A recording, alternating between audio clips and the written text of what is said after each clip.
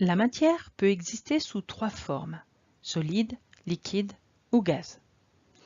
Le passage d'un état physique à un autre est un changement d'état qui se produit à une température donnée et qui dépend de chaque espèce chimique.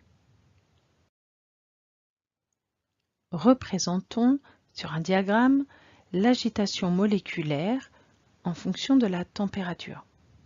Sur l'axe vertical, on représente l'évolution de la température.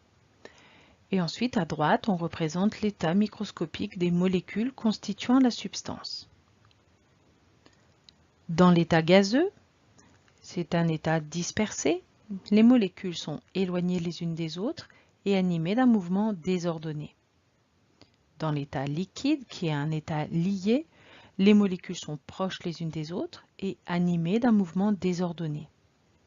Dans l'état solide, qui est un état lié lui aussi, les molécules sont très proches et quasiment immobiles.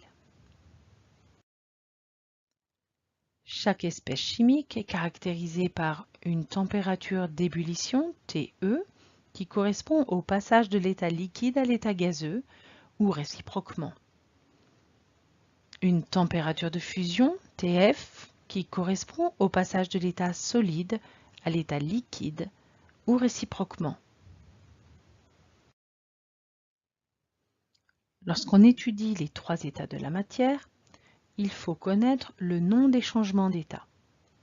Le passage de l'état solide à l'état liquide se nomme la fusion, de liquide à solide, la solidification.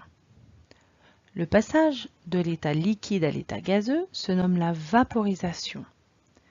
Le passage de l'état gazeux à l'état liquide, la liquéfaction. Le passage de l'état gazeux à l'état solide est la condensation et le passage de l'état solide à l'état gazeux, la sublimation.